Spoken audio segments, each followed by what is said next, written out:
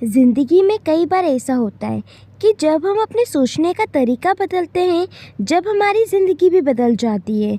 ज़िंदगी में कुछ तो भी होता है, तो वो सिर्फ 1% होता है, बाकी 99 तो हम जो हुआ उसके बारे में ही सोचते हैं, यानी कि हमारा रिएक्शन ही होता है। एक लड़का था जो देख नहीं सकता था। ये लड़का भीख मांगकर अपना गुजारा करता था। एक दिन ये अंधा लड़का हर रोज़ की तरह एक बड़ी सी बिल्डिंग के आगे बैठकर भीख मांग रहा था। उसी वक्त वहाँ से एक अनमोल नामक लड़का गुजरा और इस अंधे लड़के को भीख मांगते हुए देखा। अनमोल उसी बिल्डिंग में एक ऑफिस में काम करता था। जब अनमोल ने देखा कि ये लड़का भीख मांग रहा है, तो वो उसकी मदद करने के लिए उसके पास पहुंचा। अनमोल वहां जाकर देखता है कि इस लड़के के पास एक डब्बा है और उस डब्बे में थोड़े से सिक्के भी हैं। कुछ लोग आते हैं, इस लड़के को पैसे देते हैं और कुछ लोग उसे बस देखकर ही चले जाते हैं। अनमोल ने ये भी देखा कि इस लड़के के पीछे एक बोर्ड लगा हुआ है जिस पर लिखा था कि मैं एक अंधा लड़का हूँ, मेरी मदद कीजिए।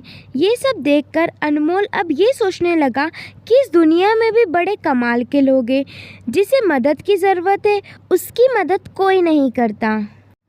अनमोल उस बोर्ड पर जो लिखा था उसे मिटा देता है और उसकी जगह पर और कुछ लिख देता है। अब अनमोल कुछ पैसे उस डब्बे में रखता है और ऑफिस की ओर बढ़ता है। फिर अनमोल ऑफिस पहुंचता है और हर रोज़ की तरह अपना काम करता है। शाम को जब वो ऑफिस से अपने घर जाने के लिए निकला, तब उसे उस अंधे लड़के का याद आता है। वो ये सोचता है कि एक बार घर जाने से पहले उस लड़के को देख लूं। मेरे लिखने की वजह से उसके जीवन में बदलाव आया है कि नहीं। वो अब उस अंधे लड़के के पास जाता है और उसके पहुंचते ही वो लड़का खड़ा हो जाता है। वो कहता है कि भैया, मैंने आपको आपके आने की आहट से ही पहचान लिया। आप वही हैं ना जो सुबह आए थे और मेरे इस बोर्ड पर कुछ लिख कर गए थे। मैं आपको सिर्फ इतना ही पूछना चाहता हूँ कि आपने ऐसा क्या लिखा था जो बोर्ड पर कि जो भी यहाँ से गुजरा वो मुझे कुछ ना कुछ देकर ही जाता है। अनमोल ने कहा, मैंने जो तुम्हारे बोर्ड पर लिखा हुआ था उसे मिटा दिया। तुम्हारे बोर्ड पर लिखा हुआ था कि मैं एक अंधा लड़का हूँ, मेरी मदद कीजिए। मैंने उसको मिटा दिया और ये लिख दिया कि आज का दिन बहुत खूबसूरत है, लेकिन मैं उसे देख नहीं सकता हूँ।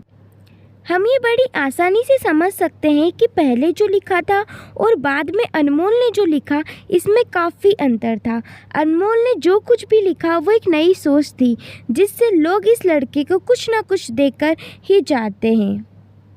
दोस्तों, ये कहानी आपके सामने लाने का केवल यही उद्देश्य था कि अगर हम हमारे सोचने का तरीका बदलते हैं तो हमारी ज़िंदगी भी बदल जाती है।